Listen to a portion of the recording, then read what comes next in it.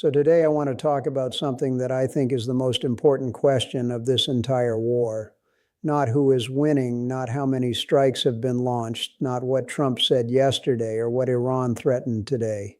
The most important question is this: can America actually stop this war? Because when you look at the shifting geopolitical tectonic plates, as Ray Dalio so brilliantly outlines in his principles for dealing with the changing world order, you start to realize that an overextended American empire has wandered blindly into an inescapable geopolitical trap in the Middle East, specifically regarding Iran, where both action and inaction lead directly to the collapse of its global hegemony. The unbearable anxiety that you feel when you watch the news, that painful realization that things are spiraling out of control, is not just in your head, because the overwhelming truth is that the momentum of war has taken over and America is fundamentally trapped in a catastrophic cycle that it cannot simply legislate or bomb its way out of. We are watching the textbook definition of a dying empire destroying its own foundation through the sunk cost fallacy, pouring endless resources into a conflict that it cannot win, exactly like we saw in Vietnam and exactly like we are seeing right now as the situation continues to drag on in Ukraine. The historical precedents are devastating and they are staring us right in the face. Yet the political elite refuse to acknowledge the impossible situation they have created. Let me break this down for you in simple English, because the mainstream media is completely failing to explain the actual mechanics of this trap, preferring instead to feed you a daily diet of distracting headlines while the real foundation of American power begins to fracture. We have to understand that this is not just a regional dispute, but a structural crisis of the global world order. If America tries to force a ceasefire or walk away, it falls into the economic trap, but if it escalates, it falls into the military trap.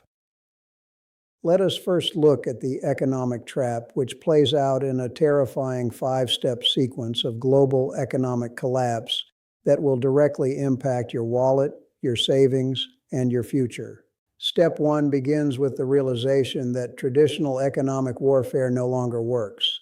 as the devastating sanctions regime that Washington has relied on for decades has completely failed to contain Iran,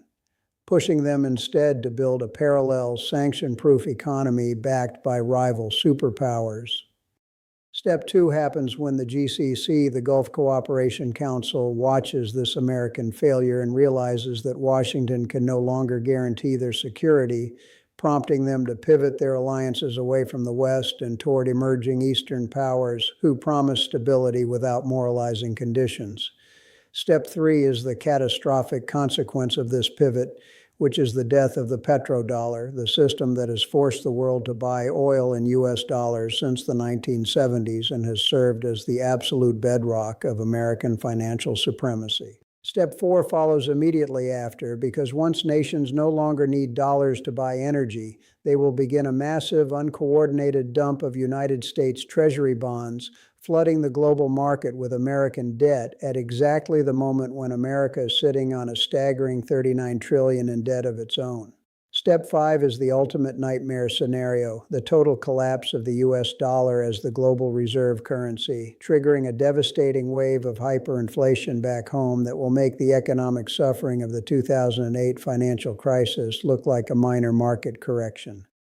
This economic trap is so overwhelming that it paralyzes decision makers in Washington, making them terrified to pull back, which pushes them directly into the second scenario, the military trap, a situation characterized by a dangerous illusion of control and an inevitable Vietnam-style mission creep. If the United States decides that it cannot afford the economic humiliation of backing down and instead chooses to escalate by putting boots on the ground or launching a massive direct strike, it will be walking into a military meat grinder that will remilitarize the entire region against it. The Pentagon knows this, even if the politicians refuse to admit it. The secret truth, the reality that is kept hidden behind classified doors and redacted reports, is that in almost every major Pentagon war game simulation over the past 2 decades, the United States military loses against Iran. They lose because they are fighting a conventional war against an adversary that has spent 40 years perfecting asymmetric tactics designed specifically to exploit the weaknesses of a massive, slow-moving conventional military force. American aircraft carriers, once the ultimate symbol of invincible global power projection, are now sitting ducks in the narrow, shallow waters of the Persian Gulf, vulnerable to swarms of cheap suicide drones and advanced hypersonic missiles that can bypass traditional air defense systems. The humiliation of having a multi-billion-dollar carrier disabled by a weapon that costs a fraction of that price would instantly shatter the illusion of American invincibility worldwide, emboldening every other rival nation to aggressively challenge U.S. interests in their own hemispheres. You have to understand the agonizing reality of this trap. If America does nothing, the world order shifts, the economic system fractures, and the dollar collapses. But if America attacks, it gets bogged down in an unwinnable, endless war that drains its remaining resources, fractures its military, and accelerates the exact same global collapse it was trying to prevent. The anxiety over these endless wars is entirely justified because the sunk cost fallacy has completely infected the strategic thinking of the American leadership class, who believe that they must continually escalate just to justify the blood and treasure already spent, dragging the nation deeper into an impossible quagmire. This is not about freedom or democracy. It is about maintaining a grip on a unipolar world that no longer exists, fighting against the natural, cyclical shift of global power that Ray Dalio has documented across centuries of human history. We are watching the painful, real-time decline of an empire that has stretched itself too thin, trying to police every corner of the globe while its own domestic foundation crumbles under the weight of $39 trillion in debt and unbearable political polarization. The historical analogy to Ukraine is profound here because just as we were told that a few $billion and some advanced weapon systems would quickly turn the tide in Eastern Europe, only to watch that conflict drag on into a grueling, devastating war of attrition, we are now being sold the same dangerous lie about the Middle East. They tell us that targeted strikes and naval deployments will deter the adversary, but all it does is escalate the tension, drawing America closer to a catastrophic confrontation that could easily spiral into a global conflict. The suffering that would result from a full-scale regional war would not be confined to the Middle East. It would cause unprecedented disruptions to global energy markets,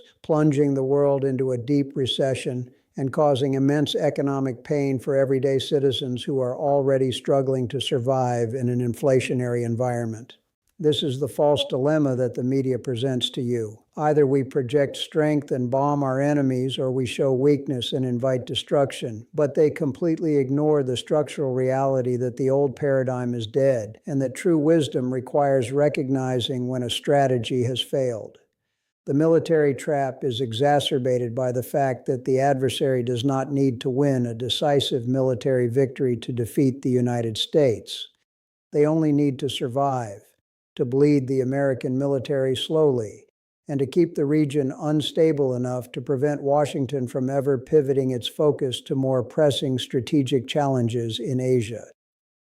By forcing America to constantly react to asymmetric tactics, they dictate the pace and scope of the conflict, draining American resources while preserving their own, utilizing a sophisticated network of proxy forces that provide plausible deniability while continuously turning up the heat. The use of hypersonic missiles fundamentally changes the calculus of modern warfare because it introduces a level of speed and unpredictability that legacy defense systems were simply not designed to handle, creating a terrifying scenario where American bases and assets are perpetually at risk of sudden devastating strikes. This technological leveling of the playing field means that the overwhelming numerical and financial superiority of the United States military is no longer a guarantee of victory, a painful truth that the defense contractors and the political establishment are desperate to suppress because it threatens their entire business model. the realization that America is trapped in this war, that there is no magical technological fix or diplomatic silver bullet that will restore the unquestioned dominance of the 1990s, is a sobering moment of clarity that requires a complete reassessment of what American foreign policy should actually look like in the 21st century. If we continue down this path driven by a stubborn refusal to accept the changing world order, we will inevitably witness the fracture of the very alliances that America relies on to project its power, as European and Asian partners begin to distance themselves from a declining hegemon that is increasingly viewed as an unpredictable and dangerous liability.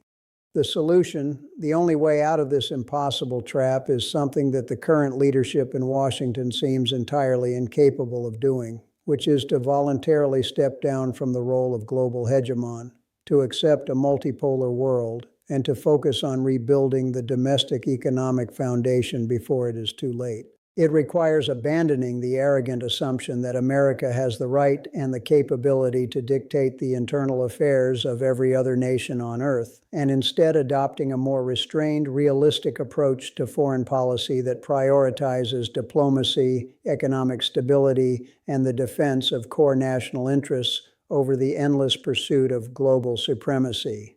But stepping down is the hardest thing for an empire to do, because the humiliation of acknowledging limits is often perceived as a fatal weakness, leading leaders to double down on catastrophic mistakes rather than admitting failure and changing course. We are trapped in a vicious cycle where the fear of economic ruin drives military escalation, and the failure of military escalation accelerates the economic ruin, creating a self-reinforcing doom loop that is slowly destroying the future of the nation. It is essential to recognize that the changing of the world order is not an unprecedented anomaly, but a predictable historical process that has played out countless times before, from the Dutch to the British and now to the Americans, and those empires that refused to adapt to the changing realities were the ones that suffered the most devastating and painful collapses.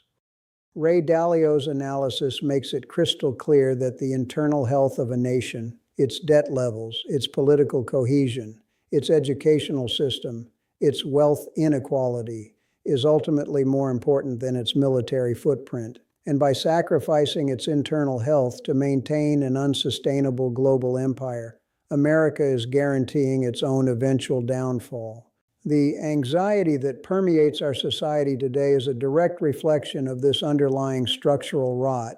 a collective subconscious awareness that the system is broken, and that the narratives we are being fed by the government and the media are fundamentally disconnected from reality. We are told that we are defending the rules-based international order, but the rest of the world sees exactly what is happening: a desperate attempt to use military force to preserve an economic monopoly that is already slipping away. The transition away from the petrodollar, the dumping of treasury bonds, the rise of alternative reserve currencies, these are not distant theoretical possibilities. They are happening right now in real time, and the refusal to acknowledge this reality is the exact definition of the sunk cost fallacy. You cannot force countries to trust a financial system that has been weaponized against them,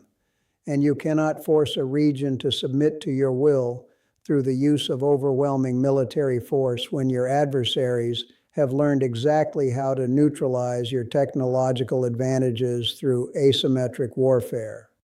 The trap is sprung, the walls are closing in, and the window of opportunity to manage a graceful strategic decline is rapidly shutting, leaving only the prospect of a chaotic, uncontrolled collapse if the current trajectory is not radically altered. The momentum of this conflict is dragging us toward a precipice, and the political establishment, blinded by hubris and beholden to special interests, is pressing the accelerator instead of the brakes, leading the nation toward a catastrophic reckoning that will reshape the global landscape for generations to come. We must demand a more honest conversation about the realities of American power, a conversation that rejects the false dilemma of endless war versus immediate surrender, and instead focuses on the hard, necessary work of adapting to a multipolar world where cooperation and economic resilience are far more valuable than hypersonic missiles and aircraft carriers. The future of the country depends on our ability to break free from the trap of imperial overstretch, to recognize the limits of our power, and to prioritize the well-being of our citizens over the maintenance of an unsustainable and increasingly dangerous global empire. Subscribe for more analysis of this conflict explained in simple English, and tell me in the comments, do you think America will find a way out of this trap, or is this war going to drag on for years just like Ukraine?